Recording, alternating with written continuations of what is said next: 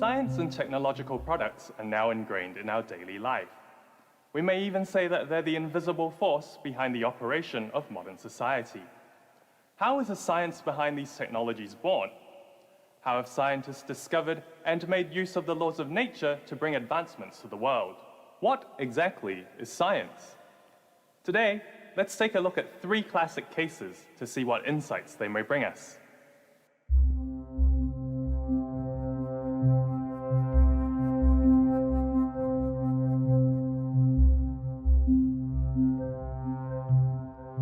So the story goes that once the Dutch merchant Antony van Leeuwenhoek invented the microscope, we humans began to discover all kinds of microorganisms around us, like bacteria and fungi.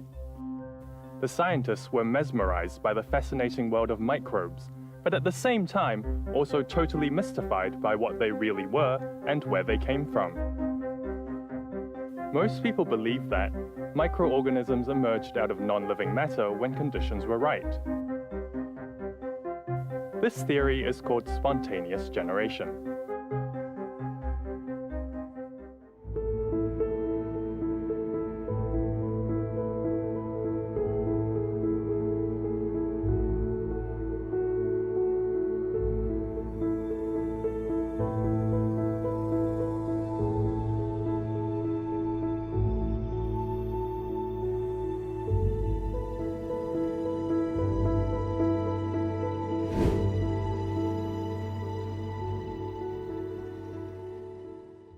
Hey, look here. Clearly, these microbes come from rotting stuff. You just leave any food for long enough and you get bacteria from rotting. Meat broth gets stinky and milk turns sour if you leave them out for a few days. This is because they have rotted to produce bacteria. If you look under the microscope, even on non-living matter like a piece of paper, you'll see there are many microbes. So, I think microbes really come from non-living things. This is nonsense. Everyone knows that organisms come from reproduction of the same species. A pig gives birth to a piggy, a hen lays eggs that become chicks. If there is no former generation, how can there be the next generation?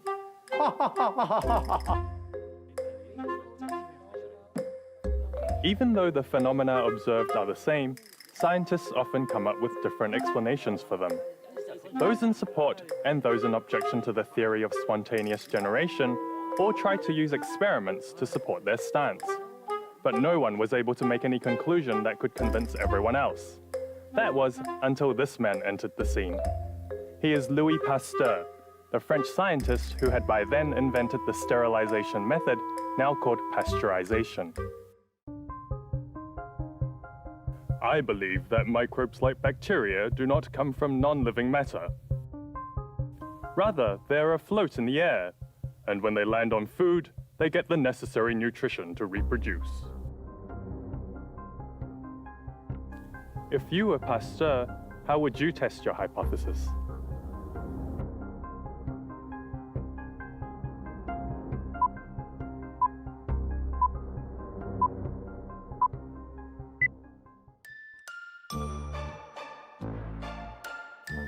If I could prevent food from being in contact with bacteria in the air, and if food kept under this condition does not turn bad, then it means that bacteria do not naturally come out of non-living matter.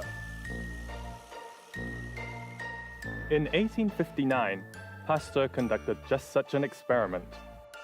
He put a pot of broth into 2 different flasks. One of them had an open top. For the other one, he heated up the bottleneck to bend it into the shape of a swan neck. Next, he boiled the 2 flasks of broth and just left them alone for 1 week. Guess what happened to the 2 flasks of broth 1 week later? Have they gone bad?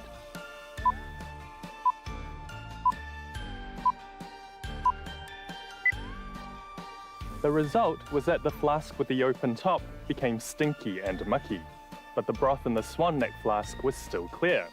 Why do you think that was?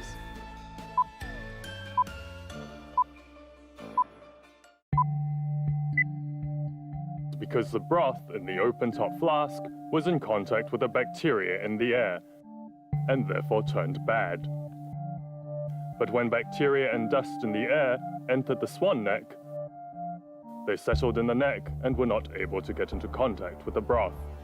Therefore, this flask of broth stayed unspoilt. The experiment supported Pasteur's theory, which is the bacteria that would make a pot of broth go bad come from the air instead of from the broth itself. This is how, with rigorous experiment design, Pasteur refuted the theory of spontaneous generation. What do you think is the purpose of the open-top flask in Pasteur's experiment? If he had broken the swan neck from the flask, what do you think would have happened to the broth after a few days, according to Pasteur's theory?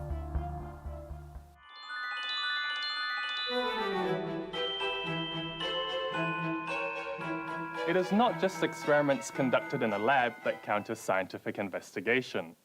Through careful and systematic analysis of evidence, scientists can also formulate hypotheses to try to solve problems, thereby making contributions to the human race. From the 1830s to the 1850s, a terrible illness broke out in Europe. Those who became ill by it suffered serious diarrhea and vomiting.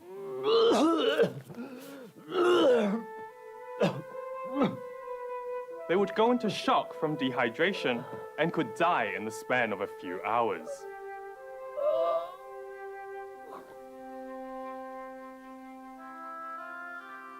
In 1850, the disease broke out in London in the UK. The city was soon in panic as the death rate was very high, and yet no one knew what the cause was and how it was transmitted. As such, they also did not know how it could be prevented. This terrifying disease is cholera.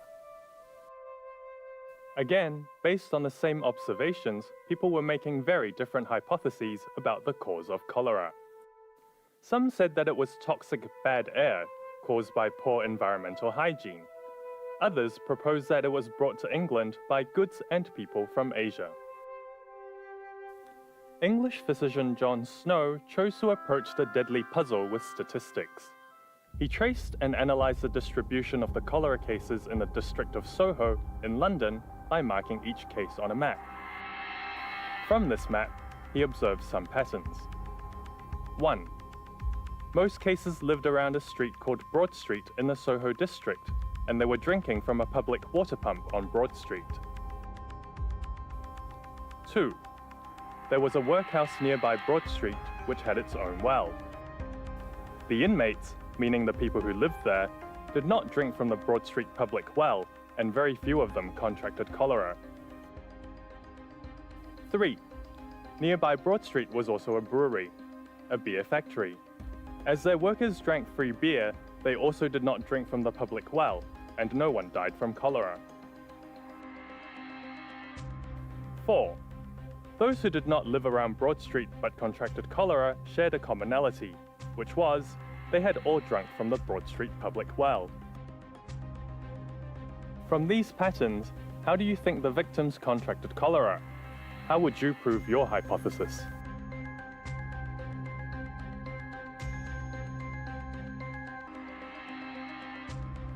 Dr. Snow was convinced that the disease was spread by drinking water and the public water pump was the source of the outbreak. So, he proceeded to convince the local Board of Guardians to abandon the Broad Street water pump. After the handle of the water pump was removed, the epidemic finally subsided. They later found out that there was a cesspit, a tank where human excrement was collected, just 3 feet from the Broad Street well. A baby who lived nearby had contracted cholera earlier, and her parents had dumped the water used to wash her diapers into the cesspit, contaminating the well. At the same time, without a proper waste system, many residents along the River Thames simply dumped their sewage into the river. Dr. Snow compared the statistics of cholera cases amongst users of 2 different water companies in London. One of them got their water from the Thames River upstream of London, and the other got their water downstream. Snow found that there were more cholera cases in families served by the second water company. Why do you think this was the case?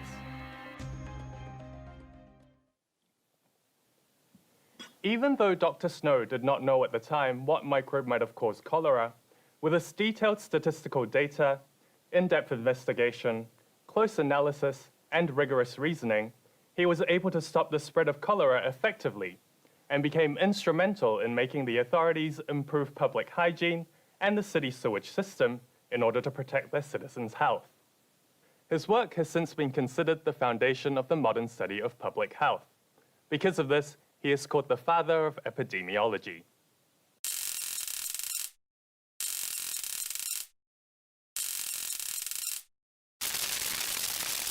One day in 1786, Luigi Galvani, an Italian anatomist, was dissecting a frog in his lab with the intention of studying how nerves control muscles in animals. His wife, Lucia, was his lab assistant, attending to his work. "Lucia, would you hang this up for me, please?" Goodness me! This frog has revived. "I have cut up countless frogs in my life, but never encountered such a thing." He then dissected a few more and hung them all on an iron rack, each by a copper hook. And guess what they saw? "It's electricity. Benjamin Franklin discovered electricity in the air, and now I have discovered electricity in the frog. I am going to call this animal electricity." Galvani repeated his experiment under different situations and found that the frog's legs twitched with different intensities when they were hung on racks made with different metals. They did not twitch at all when they were hung on a non-metal rack. He finally published a paper in 1791 to announce his discovery of animal electricity. He believed that, like the electric eel, which can discharge electricity, the frog, or even human beings, can produce animal electricity in our brains and transmit it through our nerves to our muscles, making them twitch. Now, what do you think about his explanation? Do you agree with it? A contemporary of Galvani, an Italian scientist named Alessandro Volta, did not agree with him. In Galvani's experiment, he used copper hooks to hang his frogs on the iron rack. I believe that a low level of electricity is produced by the contact of two different metals, and thereby stimulated the frog legs to twitch. It is not the frog legs themselves that carry electricity. And do you agree with Volta's explanation of the phenomenon? If you were to test his theory, how would you do it?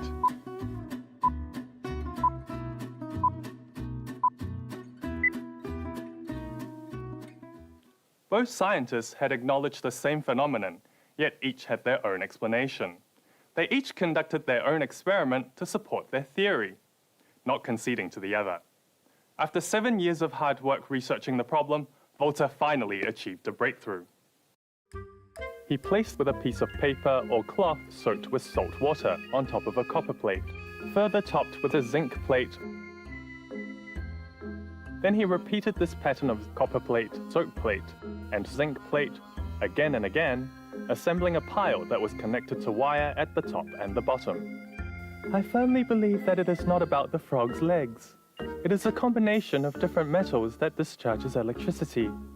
Let me make some more layers and I'm sure I'll get some results. This is what would come to be called Volta's pile. At last, when Volta created a pile of 50 layers, he was able to produce enough electricity to give people a shock. And when he reached 100 layers, as the two ends of the electric wire came into contact, they ignited a spark.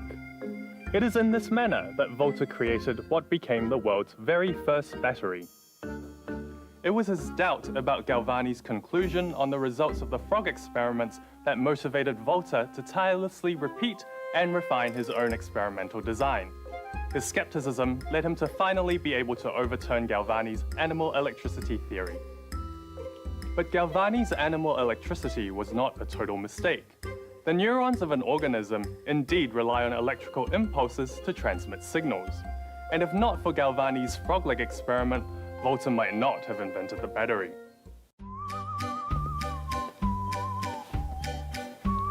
We have now looked at all three cases. Can you point out any commonalities among them?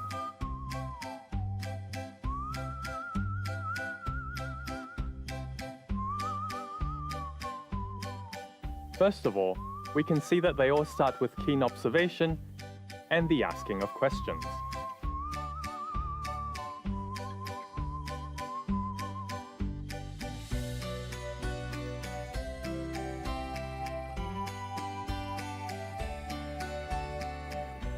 Then, based on existing information and knowledge, these scientists proposed their own hypotheses.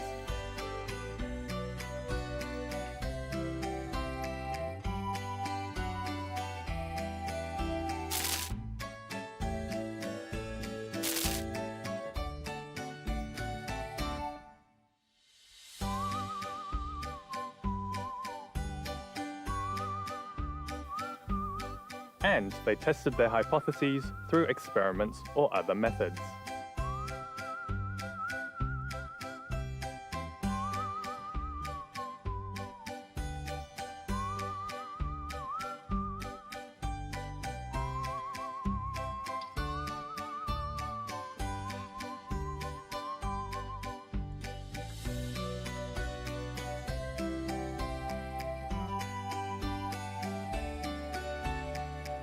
Lastly, they analyzed the results, plotted graphs to present the patterns in data if possible, and then drew a conclusion.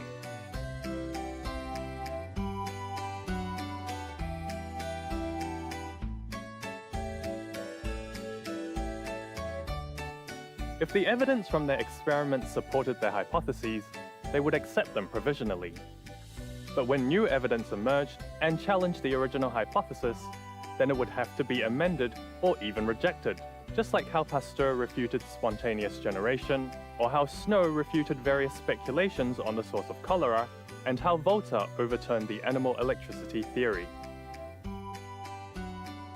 It is very common in science that a theory gets refuted. It does not indicate failure. Rather, this is how the whole scientific community makes advancement. At the same time, rigorous experiment design and clear and open steps allow others to test and verify research results, also allowing the scientific community to move forward as a whole. It must be emphasized that while some basic characteristics can be observed in scientific methods, scientists use different approaches when confronting various problems. Therefore, there is not a single standardized scientific method.